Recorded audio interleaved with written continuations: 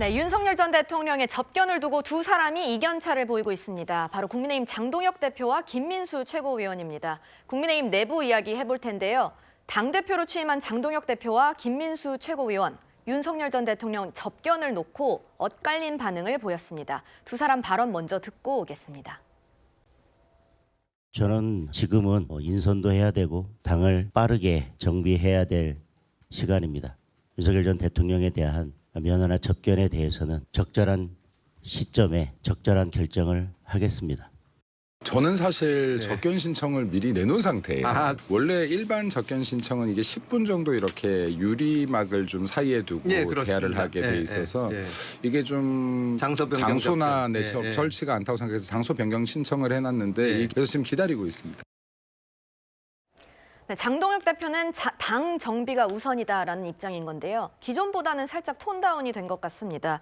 이민찬 부위원장님, 사실 이게 내년 지선이 있잖아요. 그걸 먼저 이겨야 되겠다라는 판단이 좀 깔린 발언일까요? 글쎄요, 뭐 여러 가지 장동혁 대표의 구상이 있을 텐데요. 전 이 발언은 조금 이 두 사람의 발언은 사실관계를 조금 제대로 짚을 필요가 있어요. 네. 이런 경선 와중에 김민수 최고위원이나 장동혁 대표나 두 사람 모두 공이 윤석열 전 대통령을 면회하겠다고 밝히고 당선이 됐습니다. 그 이후에 김민수 최고위원 그리고 장동혁 대표가 지금 이견이 있는 것 아니냐.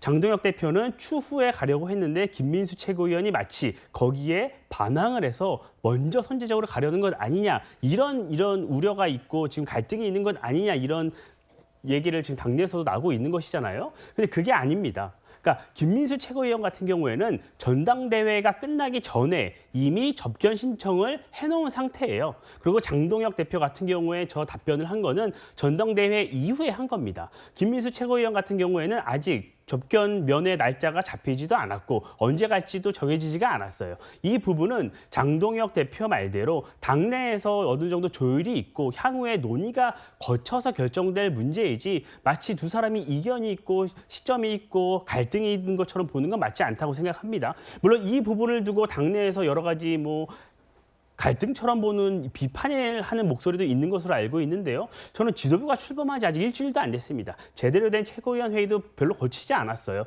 이런 상황에서 벌써부터 지도부를 흔들려는 여러 가지 당내 목소리가 있는 모습을 보고 참 씁쓸하다는 생각을 했습니다. 네, 사실 이견은 없었다라고 이제 짚어주셨는데 사실 당의 관계자인 박상수 전 국민의힘 대변인이 이를 놓고 SNS에 글을 올리면서요.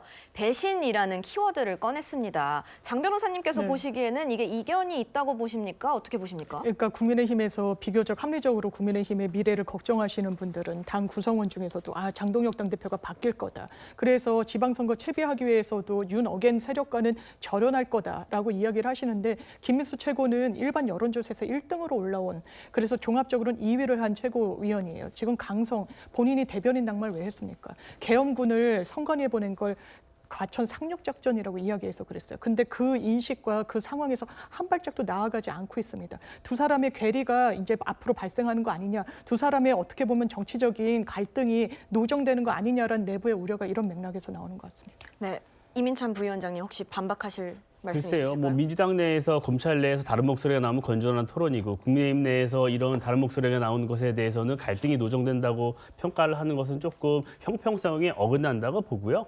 여러 가지 윤석열 전 대통령 면회에 대해서 비판적인 목소리가 있을 수 있습니다. 다만 저는 이번에 선출된 당대표나 최고위원이나 모두 이 부분을 공약을 하고 당선을 됐어요.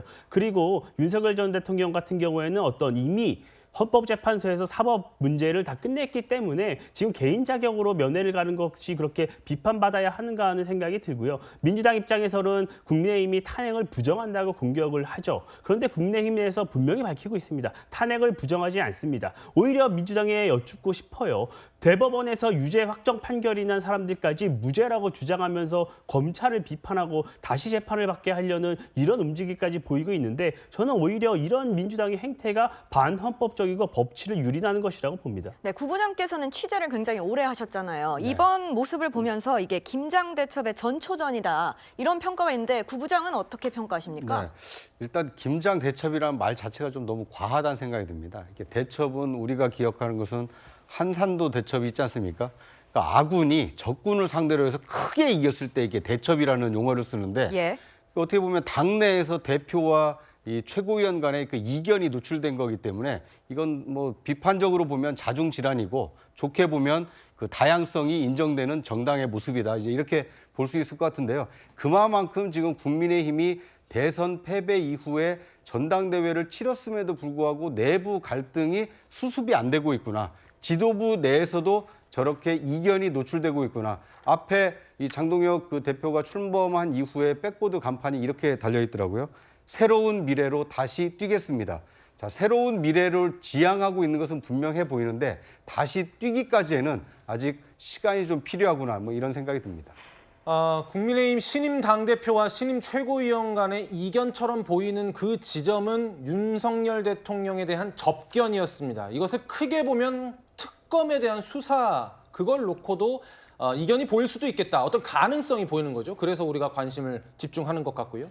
지금 특검 수사 관련해서는 가장 최근에 구속 기소된 김건희 여사에 대해서 주목이 쏠리고 있습니다. 우선 김 여사의 목소리를 듣고 이야기해 보겠습니다. 국민 여러분께 저같이 아무것도 아닌 사람이 이렇게 심려를 끼쳐서 진심으로 죄송합니다. 수사 잘 받고 나오겠습니다. 김건희 씨를 도이치모터스 관련 자본시장과 금융투자업에 관한 법률 위반, 명태균 관련 정치자금법 위반, 건진법사와 관련 특정범죄 가중처벌 등에 관한 법률 위반 알선수재 혐의로 구속 기소하였습니다. 특검의 기소 소식이 알려진 이후 옥중 입장문을 내놨습니다. 함께 보시죠. 이렇게 이야기를 했습니다.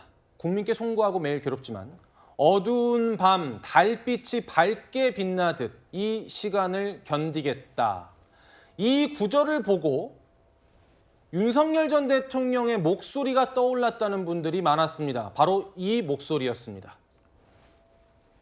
실제 아무런 일도 일어나지 않았는데 뭐 지시를 했니, 지시를 받았니, 뭐 이런 얘기들이 마치 그 어떤 호수 위에 떠 있는 달 그림자 같은 거를 쫓아가는 그런 느낌을 좀 많이 받았고요. 이민찬 부위원장께서 대통령실에서 계셨는데 대통령 부부가 약간 그런 은유적인 표현을 쓰는 걸 좀 여러 번 보신 적이 있으실까요? 뭐 지금 방금 보신 대로 여러 달빛 이런 표현들 때문에 김건희 여사의 입장문도 또 그 부분이 많이 주목이 되고 있다고 보는데요. 저는 억울한 측면이 꽤 있다고 보여집니다. 예. 특검이 16개의 혐의를 법에 적시하고 별건으로 수사 광풍이 몰아치는 상황에서 본인에 대한 반론권은 크게 보장되지 않고 실시간으로 확정되지 않은 피의 사실이 공표되고 여론 재판을 받는 이 상황이 억울할 수 있겠죠. 저는 이 입장문에서요.